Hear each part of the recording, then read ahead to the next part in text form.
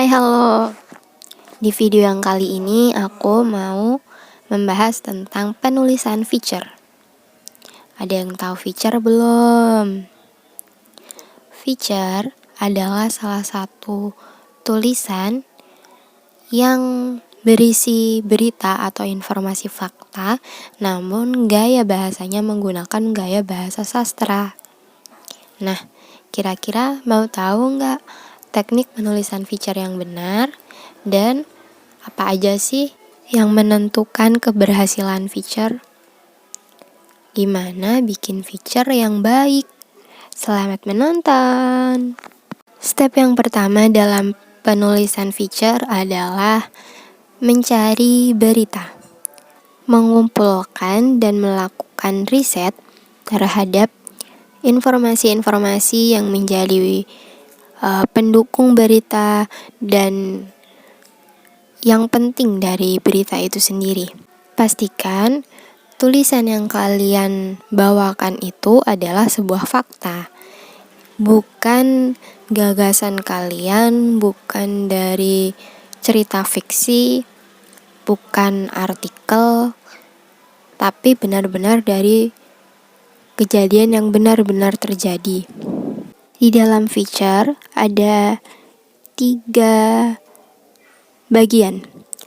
Yang pertama adalah lead, yang kedua adalah isi, dan yang ketiga adalah ending. Sementara struktur penulisan feature adalah seperti lengkungan gitar. Informasi penting berada di lead dan endingnya, sementara isi hanya sebagai informasi pendukung aja. Jadi bukan bagian yang terlalu penting, tapi sebagai pelengkap dari cerita itu.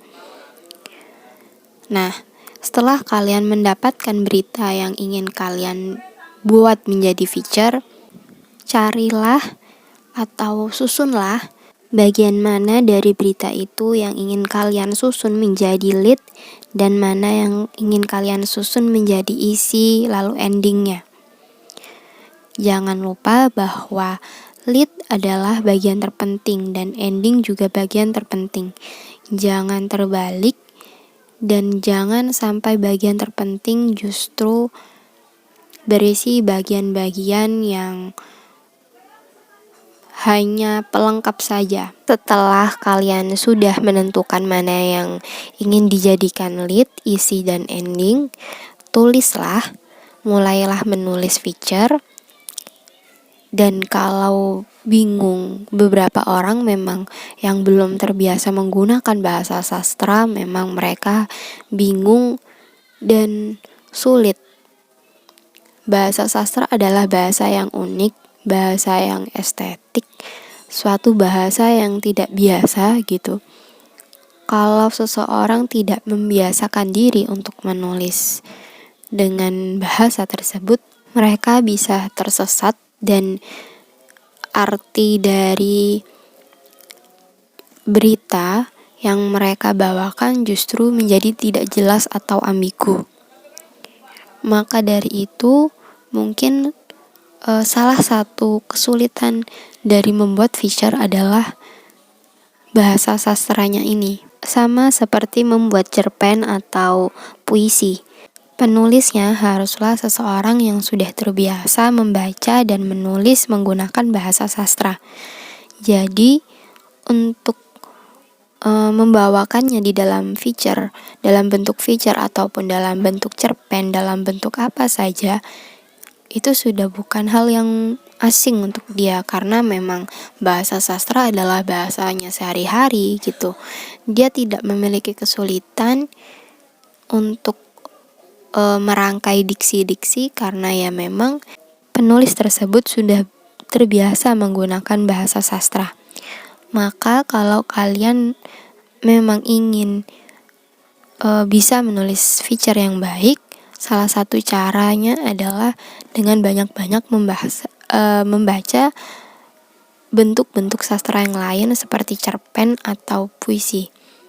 Carilah kata-kata atau diksi yang dirangkai hingga menjadi suatu makna yang lain gitu.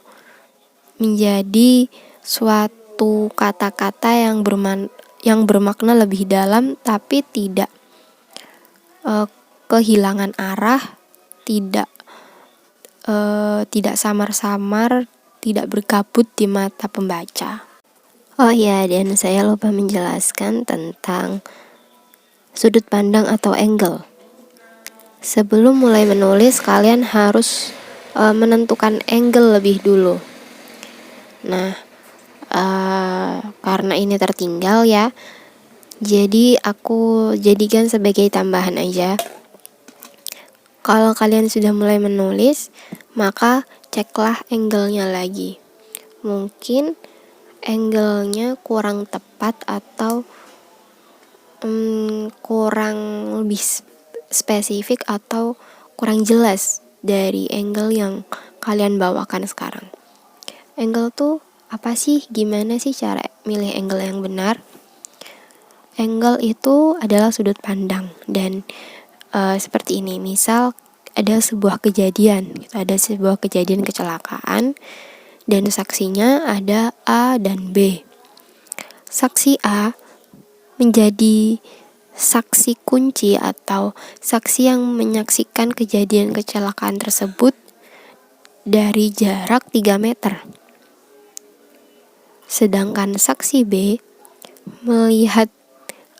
tidak melihat, dia mendengar ada suara tabrakan dari jarak 10 meter dari TKP gitu misalnya.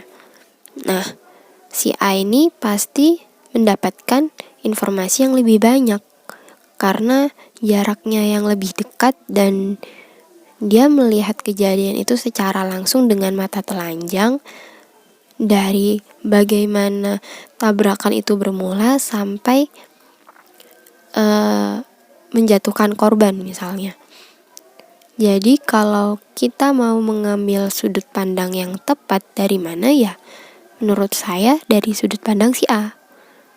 Kenapa? Karena si A mendapatkan menjadi informan yang lebih aktual, yang lebih lengkap, yang lebih valid lagi, yang lebih terverifikasi lagi, itu lebih condong ke A pastinya. Jadi angle yang tepat juga menentukan keberhasilan dari feature. Jadi ketika kalian sudah selesai menulis, usahakan untuk mengecek angle-nya lagi, apakah angle-nya sudah selaras atau kadang masih kemana-mana, atau alurnya, plotnya kurang teratur, kurang bisa tertata rapi misalnya, kayak gitu. Tahap selanjutnya adalah membuat outline. Jika memang diperlukan outline seperti di cerpen, buat aja biar nggak keluar dari tema, biar sesuai struktur, seperti rapi yang kayak aku bilang tadi. Untuk menjaga itu nggak apa-apa kalau pakai outline, itu lebih bagus. Isinya terserah sih, seperti cerpen juga boleh. Jadi ada judulnya, kalian mau kasih judul apa, tulis alurnya juga, tulis mana yang mau dijadikan lead, mana yang mau dijadikan ending. Ya nggak apa-apa, ditulis aja. Kadang kita sering keliru, kita sering salah dalam menulis. Kita nggak tahu yang harusnya dijadiin berita penting justru kita taruh di isi, yang itu cuman sebagai informasi pendukung justru kita taruh di lead. Nah, untuk mencegah ketidaktelitian itu bisa ditulis di dalam outline. Dan sebagai tambahan juga, jangan lupa sebenarnya dalam penulisan berita yang biasa ya, bukan feature, terus artikel atau esai, pokoknya apapun yang itu di luar fiksi yang berisi informasi biasanya, itu usahakan alinea pertama atau di dalam feature ini namanya lead, Alinea pertama, paragraf pertama itu jangan sampai tulisannya terlalu panjang tapi maknanya berbelit-belit. Jadi pembaca kayak mikir, loh kok gak jelas banget sih artinya ini apa. Jadi dia cuma muter-muter aja nyeritainnya. Hal ini tentunya bikin pembaca jadi bosan dan ilfil hingga dia gak mau membaca sampai akhir dan memutuskan untuk nge-skip aja tulisan kamu. Jadi saat kamu menulis, perhatikan juga alineanya bukan hanya alinea pertama, tapi yang paling penting adalah alinea pertama. Kalau kamu udah bikin pembaca ilfil di alinea pertama, kamu gak akan lagi memiliki kesempatan untuk bisa memikat hati pembaca. Karena mereka udah terlanjur ilfil, kayak maksudnya, ini penulis bosenin banget tulisannya gini, gitu. Akhirnya image kalian juga jadi jelek. Mereka mikirnya tulisan kalian begitu semua, bikin ngantuk atau berbelit-belit dan lain sebagainya. Itu tuh bikin pembaca jadi gak mau ngebaca sampai bawah lagi. Jadi usahakan kalimatnya meskipun pendek tapi dia menjelaskan cukup banyak hal dari kalimat pendek itu. Pokoknya gak berbelit-belit aja dan informasinya langsung to the point. Dalam proses terakhir menulis feature, aku akan menjelaskan tentang 4 senjata dalam penulisan feature. Nah, Gunawan Muhammad, pendiri dari Tempo, dia menjelaskan di dalam bukunya yang berjudul Seandainya Saya Wartawan Tempo. Buku itu digunakan untuk bagi anak-anak yang ingin masuk ke Tempo ya. Waktu itu akan direkrut sebagai wartawan Tempo. Dalam buku itu dijelaskan tentang 4 senjata utama dalam penulisan feature. Yang pertama adalah fokus berita. Fokus artinya memfokuskan satu tema, fokus pada tema dari berita itu sendiri. Seperti yang aku jelaskan tadi bahwa kita harus memiliki alur yang terstruktur, alur yang gak lari kemana-mana, gak lari ke sana, gak lari ke sini, dan gak bikin pembaca bingung ini tuh sebenarnya maksudnya apa. Gak bikin pembaca bertanya-tanya sebenarnya apa yang mau disampaikan ke pembaca. Sebenarnya berita ini tuh ngusung apa. Jadi usahakan berita yang kalian tulis, feature yang kalian tulis ini fokus pada satu tema dari berita yang hendak kalian jadikan feature, kayak gitu. Senjata yang kedua dari penulisan feature adalah deskriptif. Yang dimaksud dengan deskriptif adalah menulis feature dari hasil reportage atau liputan, dari hasil observasi, entah itu di lingkungan sekitar, di lapangan, maksudnya terjun langsung ke lapangan untuk melakukan liputan, atau observasi dari beberapa angle yang bisa kita wawancara gitu. Yang dimaksud dari deskriptif ini mungkin seperti yang aku jelaskan saat pemilihan angle yang tepat tadi kali ya. Jadi kita memberikan sudut pandang dan pengkisahan yang lebih terperinci namun tetap dalam bahasa sastra. Senjata yang ketiga dalam penulisan feature yaitu anekdot. Anekdot ini bukan humor ya. Bukan humor yang diciptakan oleh manusia, tapi lebih ke cerita lucu. Misalnya jika kita ngeliput suatu kejadian yang nantinya kejadian ini akan kita jadikan sebagai feature. Nah, dalam kejadian ini terselip cerita-cerita yang lucu. Boleh banget kita masukin ke dalam feature dengan tujuan memikat pembaca. Senjata keempat dalam penulisan feature adalah kutipan. kutipan itu maksudnya seperti kata Djoko Pinurbo, roh atau nyawa yang ada di dalam puisi itu tergantung dari pergulatan manusia itu sendiri.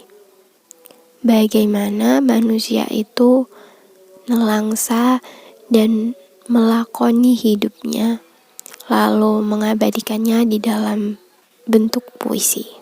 Nah, kita bisa pakai kutipan-kutipan dari orang yang sudah ahli seperti itu untuk kita masukkan ke dalam feature, atau kutipan-kutipan dari narasumbernya langsung.